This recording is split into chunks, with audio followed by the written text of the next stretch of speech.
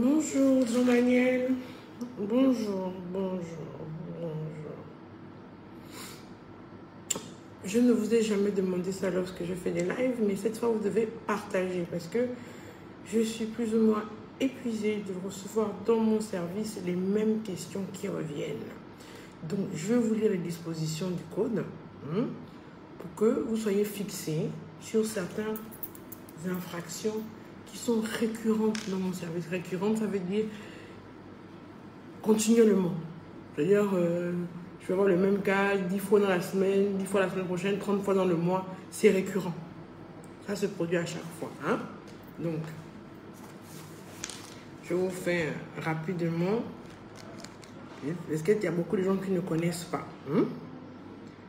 Article 414 du Code pénal en territoire gabonais. Ah, c'est pour les couples. Hein? Mesdames, messieurs, tendez l'oreille, c'est pour vous. Article 414 dispose que l'abandon du domicile conjugal consiste pour tout conjoint dans le fait de quitter sans motif grave le domicile conjugal. L'abandon du domicile conjugal est puni d'un emprisonnement de 6 mois au plus. La poursuite ne peut être intentée que sur plainte du conjoint lésé. Ça veut dire que les parents, les belles-sœurs qui sont pointues là, vos plaintes ne sont pas légalement, vous n'avez pas ce qu'on appelle qualité à agir, lequel peut à tout moment demander l'interruption des poursuites. Il y a certains délits qui, quand le plaignant retire la plainte, l'action publique est stoppée. Certains délits, ce sont des délits comme l'adultère à l'époque, l'abandon de foyer conjugal, injure publique, diffamation. Ça, c'est le plaignant qui décide de retirer la plainte et l'action publique stoppe. Mais si le plaignant ne veut pas retirer la plainte, l'action publique, même s'il y a des infractions, par exemple, coups et blessures, viol, tout ça là, même si le plaignant retire la plainte, l'action publique continue. Donc, quand un conjoint, homme, femme, veut poursuivre son conjoint pour abandon de foyer conjugal, il le fait. Mais ces dispositions sont à mettre en parenthèse parce que si l'un des conjoints sent que sa vie est menacée, homme ou femme, qu'il n'est pas en sécurité ou qu'il est maltraité dans le domicile conjugal, il peut demander l'autorisation au président du tribunal, dans le cas de la femme à son mari, en sachant très bien que la répudiation est interdite, ou prouver la mise en danger qu'il a dans le domicile conjugal. Je parle vraiment sous réserve de la loi 006/2021 pour ne pas dire de bêtises parce qu'il y a de nombreux articles qui sont sortis là-dessus. Donc, abandon de foyer conjugal, c'est puni de 6 mois ou plus d'un emprisonnement et d'une amende de 1000 francs, de 1 million de francs de plus ou de l'une de ces deux peines seulement. C'est écrit là. Je n'invente rien. Article 414 du Code pénal. Ensuite, le père ou la mère de famille qui abandonne sans motif grave pendant plus de 2 mois la résidence familiale et se soustrait tout ou partie des obligations d'ordre moral ou d'ordre matériel résultant de l'autorité parentale ou de la tutelle légale, le délai de 2 mois ne peut être interrompu que par un retour au foyer impliquant la volonté de reprendre définitivement la vie de famille. 2. Le motif sans motif grave, le mari qui sans motif grave abandonne volontairement sa femme, la sachant enceinte. Les hommes mariés, tu mets dehors ta femme en sachant qu'elle est enceinte, ou tu l'abandonnes en sachant qu'elle est enceinte là. Les femmes qui abandonnent le foyer parce que le mari t'énerve, tu n'as pas de motif sérieux, tu n'as pas de motif grave, donc tu allais retrouver ton nouveau pompier, je ne sais où. Tu abandonnes tes enfants pendant plus de 2 mois. Voilà ce que tu encours. Ensuite, c'est surtout pour cet article-là.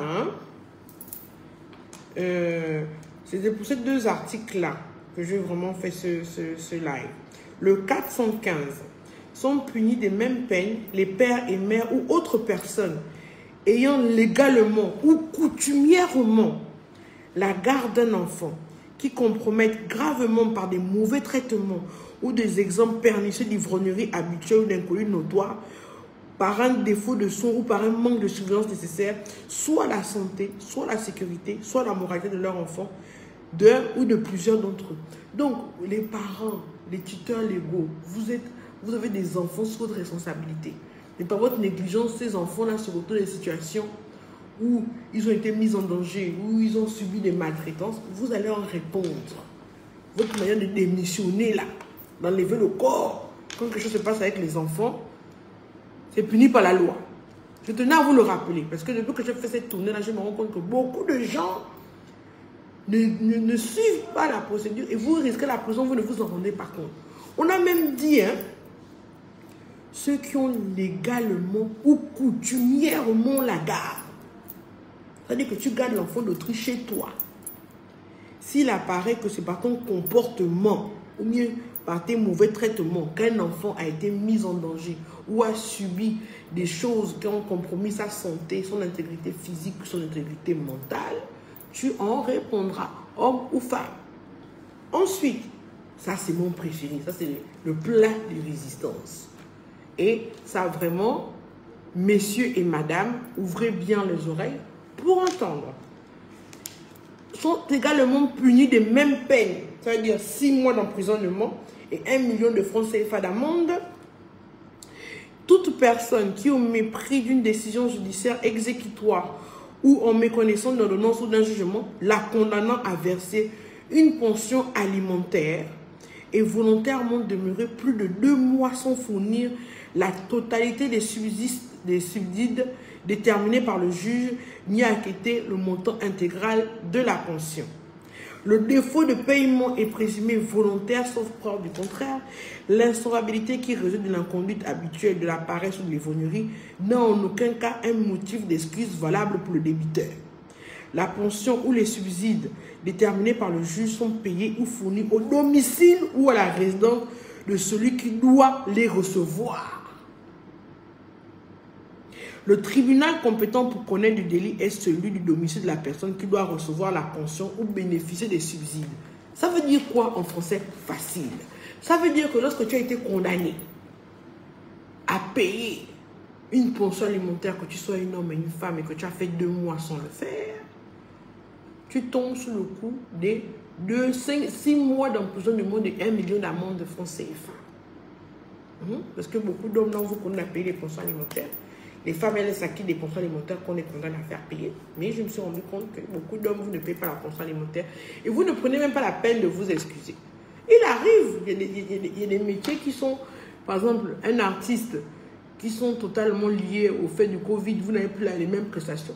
Faites un courrier. Vous prévenez le président du tribunal, vous prévenez même l'assistante sociale, vous prévenez, vous expliquez. Vous ne disparaissez pas dans la nature comme ça. Vous ne disparaissez pas dans la nature comme ça sans prévenir. Parce que si vous ne prévenez pas, que vous faites 2 mois comme ça, on va présumer que le défaut de paiement est présumé volontaire. Ça veut dire que vous devez décider volontairement de ne pas payer la pension alimentaire. On appelle ça non-exécution de décision de justice.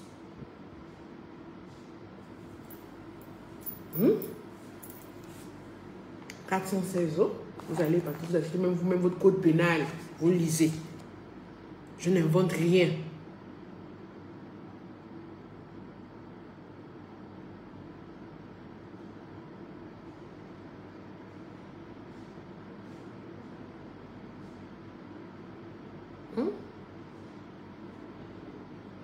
Je suis en train de lire les articles vraiment graves. Je vous dis ça, non, ça arrive de provoquer les problèmes. Mais vraiment...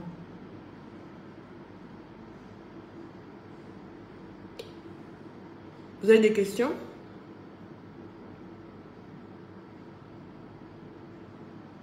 Bonjour Linda, le père de mon enfant... Le père de mon enfant, quoi?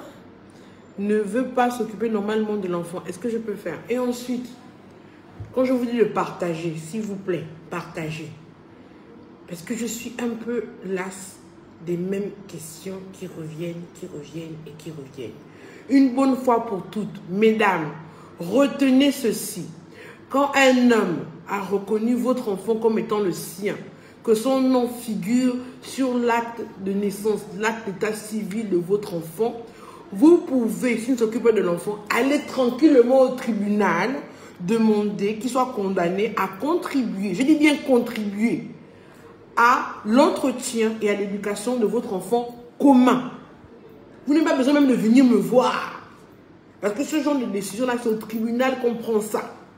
Dès que le père a reconnu l'enfant, son nom figure sur l'acte de naissance, il ne s'en occupe pas, vous devez automatiquement aller au tribunal et vous écrivez au président du tribunal. Je vous explique comment vous écrivez. Ah, monsieur le président du tribunal de, si c'est Libreville, vous mettez Libreville, Oyem, Oyem, Moula, vous mettez Moula, vous mettez la ville où vous résidez. Je viens auprès de vous solliciter la condamnation du père de mon enfant. Je donne un nom, j'aime beaucoup, Barthélemy Manfumbi. Voilà, voilà, je viens d'inventer le nom, non, je ne connais pas, je viens d'inventer le nom. La condamnation de Barthélemy Manfumbi a versé une pension alimentaire parce que depuis que l'enfant est né, il n'a jamais rien versé. En temps, et moi le conseil que je vous donne, parce que je n'ai pas malheureusement le temps de faire des classes à toi, c'est de donner le montant exact de ce que vous voulez. Je n'ai pas dit de demander une prise en charge totale de votre enfant. Vous avez fait l'enfant là, vous étiez à 2. C'est de demander une part contributive. C'est-à-dire il contribue à l'éducation et à l'entretien de l'enfant à la mesure de ses moyens. Moi, je conseille même aux femmes de joindre les factures. Oh, l'école, c'est 25 000. Oh, ceci, oh, ceci, oh, cela. Le goûter, tout. Voilà combien je dépense par mois. Moi, j'aimerais qu'ils participent à la hauteur de temps. Vous joignez l'acte de naissance de l'enfant, une copie de votre pièce d'identité. Si possible, vous mettez... avec ça, vous allez au tribunal, vous déposez votre requête au greffe civil ou au greffe matrimonial. Vous n'avez pas besoin de venir me voir pour les pensions alimentaires. Surtout si le père a reconnu. Maintenant, si le père n'a pas reconnu, on va maintenant dans le code civil.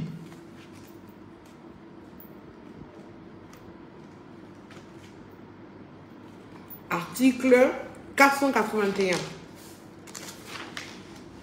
L'article 481, comme vous pouvez le voir, c'est l'un des plus longs du Code civil. C'est l'un des plus longs. Hein. Il continue jusqu'ici. Il prend toute une page, cet article. Il est très long. La partie qui m'intéresse, c'est l'alinéa vers la fin. C'est vers ici. La mère d'un enfant né hors mariage ou à son défaut, la personne ayant effectivement la charge de l'enfant, dispose contre le père prétendu qui ne s'acquitte pas de son obligation alimentaire d'une action tendant à obtenir sa condamnation à contribuer à l'entretien et à l'éducation de l'enfant.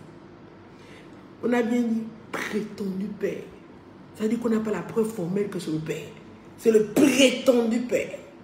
L'action ne sera recevable que dans les cas ci-après. C'est dans le cas où le père n'est pas légitime, il n'a pas reconnu l'enfant sur l'acte d'état civil. Comprenez bien. L'article que je vous lis là, c'est pour les pères qui n'ont pas reconnu l'enfant sur l'acte d'état civil. Il n'a pas mis son nom, il n'a pas coché la mention 5 reconnaît formellement. Même s'il n'a pas coché le mot que son nom figure sur la naissance là, vous pouvez le faire convoquer pour qu'il paye la pension alimentaire au tribunal, pas chez moi, au tribunal. Maintenant, ce que je dis là, c'est pour les mères qui ont des pères qui n'ont pas reconnu l'enfant. Dès la grossesse, il est parti, s'est éloigné, il n'était pas dedans. Maintenant, voilà ce que l'article dit. L'action ne sera recevable que dans les cas ci-après. Dans les cas de concubinage notoire du prétendu et de la mère, du prétendu et de la mère pendant la période légale de la conception. Dans le cas d'enlèvement ou de viol, lorsque l'époque où l'enlèvement ou le viol se rapporte à celle de la conception. Dans le cas de la séduction accomplie à l'aide d'abus d'autorité ou de promesse de mariage. Si tu as promis le mariage, tu allais faire l'enfant, la pauvre femme, tu as fui, tu n'as pas épousé, elle peut venir te poursuivre. Ensuite, dans le cas d'aveu du père prétendu, dans l'homme il a avoué, soit express, soit tacite, lorsque son comportement à l'égard de l'enfant a été celui d'un père. Je ne peux pas vous donner toutes les bottes pour ce genre de choses parce qu'il y a des hommes aussi qui suivent le direct, qui peuvent décider que comme c'est ça qui prouve que je peux être le prétendu père, ne pas le faire. Je vous conseille de vous inscrire à ma prochaine classe de droit où je vais vous expliquer comment on peut, quand un père prétendu ne veut pas s'occuper de son enfant, les preuves que vous pouvez apporter qui vont faire en sorte qu'on le prenne pour le père prétendu. Je n'ai pas dit qu'il faut maintenant accuser tout et n'importe qui, attribuer la grossesse à tout et n'importe qui pour le faire payer, mais ça c'est le cas des récalcitrants. Je tenais aussi à faire ce live pour vous dire que, comme je vous ai parlé de la loi 006, ce n'est pas que vous fassiez le désordre dans vos foyers. Parce que j'ai l'impression que maintenant, c'est un peu le désordre qui est en train de se faire là. Cette loi a été faite pour les femmes qui subissent des violences réelles. Les femmes qui vivent l'enfer. Pas pour les femmes qui veulent juste embêter leur mari ou bien le dominer à la maison. Ça là, allez faire votre sorcellerie ailleurs que dans mon bureau. Parce que depuis 3-4 jours, je reçois des femmes, vraiment, je suis estomaquée. Je ne sais pas qu'il y avait des femmes qui réfléchissaient de la sorte. Hein. Vraiment, mesdames, vous me décevez un peu. Les femmes que j'ai reçues dernièrement, là, vraiment, quand les hommes se plaignent aussi, finalement, ils ont quand même un peu raison. Ben, un peu, ils ont vraiment raison. C'est pourquoi moi, je vous invite toujours que lorsque vous recevez une convocation de nos services, présentez-vous. Ici, vous n'êtes pas condamné, vous n'êtes pas condamné de facto parce que vous êtes un homme. Ici, on vous demande de venir parce qu'on veut entendre vos versions. On a écouté une version contre vous. On vous demande de venir parce qu'on veut aussi écouter votre version et pouvoir trancher. Donc, quand vous ne vous présentez pas, ou bien que vous affichez du mépris lorsqu'on vous contacte pour... Il y a d'autres qui déchirent les convocations, d'autres qui font ceci. Là, vous donnez un autre signal. Vous donnez le signal que, effectivement, vous êtes quelqu'un de récalcitrant, vous êtes quelqu'un de ne pas correct et de quelqu'un qui cherche les ennuis avec la justice. D'accord? Donc, comprenez bien que nous, quand on vous reçoit ici, c'est pour trouver des compromis. Le bureau de la direction des affaires sociales est uniquement là pour trouver des compromis qui vont aider les deux parties à s'entendre et à trouver gain de cause. Nous ne sommes pas là pour séparer les foyers, nous ne sommes pas là pour envenimer les situations, nous ne sommes pas là pour détruire la cellule familiale. Donc, si vous avez des comptes à régler avec votre époux qui ne relèvent pas du droit, vous lui en voulez pour X et Y raison, vous voulez maintenant c'était sur l'occasion pour venir chez moi pour lui régler ses comptes? Non. Je ne participerai pas à cette mascarade. Je tiens déjà à vous le préciser, à mettre les points sur les i, les barres sur les t. Ces hommes, autant que vous, ont des droits. C'est vrai que, vu les violences, les traumatismes que les femmes ont subis à répétition sur l'ensemble du territoire gabonais, le pouvoir, les autres autorités compétentes ont pris en charge de mettre en place des lois visant à les protéger, comme à des lois qui protègent le mineur. C'est dans cette optique-là. Mais il faut faire attention à la provocation. C'est toi qui insultes ton mari devant les gens. C'est toi qui l'humilies devant les gens. Comme maintenant à la maison, avec la colère du mal d'essayer, il te corrige. C'est toi qui viens maintenant courir ici. Oh, il m'a frappé. Oh. Mais tu veux te raconter ce que tu as fait pour qu'il te frappe. Moi, je ne suis pas d'accord. D'accord? Pour les hommes qui vivent l'enfer, vous venez vous aussi dénoncer. Vous venez me saisir. Le problème, c'est qu'on n'est pas au courant de ce que vous vivez parce que vous ne venez pas auprès des autorités compétentes. Vous restez chez vous à subir ce que vous prétendez subir. Comment on va savoir? Mais les femmes, elles viennent, elles se plaignent pas. Donc, on est obligé d'agir. Oh, Hans Larry Bibang, pardon. C'est comment? Voilà. Merci au Bré Meta. C'est très bien ce que vous dites. Effectivement, il y a des cas réels qui doivent être pris en compte. Comme je vous avais présenté le cas d'une jeune femme qui avait été tondue, même pas son mari, même pas son concubin, son petit ami. Il vient, il attend, il lui enfonce son couteau de chasse dans la cuisse, il lui met son arme sur la tempe. Ça, ce sont des violences. C'est-à-dire que de 18h jusqu'à 4h du matin, tu mets l'arme sur le front, sur la tête de l'enfant d'autrui parce qu'elle t'a trompé. Tu es qui pour la menacer de vie et de mort parce qu'elle t'a trompé? Qu'elle t'ait trompé ou qu'elle ne t'ait pas trompé? Tu es qui pour la menacer de la mort? Tu n'es même pas marié à elle pour qu'on puisse même parler de crime passionnel. Vous n'êtes même pas marié. Tu n'as même pas fait le coco. Ses parents n'ont même pas encore même bu une gorgée de ton argent. Mais c'est toi qui es en train de menacer avec l'arme, de vouloir enfoncer le couteau. Oh. Ça sont des cas de violence. Toi, seul, tu passes ton temps à insulter ta femme du matin jusqu'au soir. Sachez aussi, messieurs et mesdames, je dis mesdames, que toute dispute, toute violence faite devant un mineur est une circonstance aggravante. D'accord? Donc, c'était vraiment pour vous faire la lecture de ces articles-là. Vraiment, s'il vous plaît, mes justiciers à qui je vais laisser ce live-là, partagez-le. Et si quelqu'un vient poser encore les questions que pour la pension alimentaire, j'ai fait comment? J'ai un enfant avec un monsieur là depuis il a fui. S'il vous plaît, si vous connaissez la réponse, répondez-leur. Dites-leur. Qu'est-ce qu'il a reconnu l'enfant légalement? Il tu encore les mettre le nom de l'oncle ou du grand-père qui est mort. Maintenant, tu demandes maintenant au monsieur de payer. Vous aussi, maintenant, vous commettez une erreur. Quand vous mettez le nom de quelqu'un d'autre sur l'acte de naissance de votre enfant, on ne peut pas poursuivre le père biologique. On est obligé de poursuivre le père légal, c'est-à-dire celui qui figure sur l'acte de naissance de l'enfant. On est obligé de poursuivre celui qui est sur l'acte de l'enfant. On a eu des cas ici où le grand frère vient reconnaître à la place du petit frère. Où le fils vient reconnaître à la place du père parce que le père ne va que sa femme là-bas soit informée qu'il a eu un enfant dehors. Je dis désolé pour vous, messieurs, vous allez payer la pension alimentaire. Ça vous apprendra à aller apposer votre nom sur n'importe quel acte d'état civil. Parce qu'aujourd'hui, nous avons des fortes difficultés à appliquer la loi. C'est vrai, les structures ne sont pas adaptées, mais à cause aussi de vous. Parce que vous faites des pratiques qui sortent de l'ordinaire. Tu es un homme marié, tu as des enfants légaux. Tu te permets d'aller reconnaître 50 enfants à l'extérieur de tes soeurs, de tes cousines, de tes nièces. Dans quel but? Seul Dieu sait. Et quand tu vas partir, c'est nous qui restons là à régler le foufou, avoir des maux de tête ici. Alors que toi-même, tu aurais pu avoir une vie ordonnée. Stoppez-moi ces reconnaissances intempestives et inadaptées. Il faut arrêter ça. Parce que vous mettez la vie de vos propres enfants, de votre propre progéniture en danger en faisant ça. Ensuite, mesdames, la pension alimentaire ne se réclame pas quand l'enfant est déjà majeur. L'enfant a déjà 25 ans. C'est là où tu as eu le circuit pour l'amener maintenant aux États-Unis. C'est là où tu cherches maintenant le père dans les vie. Tu jures que tu vas l'emmener ici pour qu'il paye. Non. C'est jusqu'à la minorité, la majorité. La majorité pénale est à 18 ans et la majorité civile est à 21 ans, si je ne me trompe pas.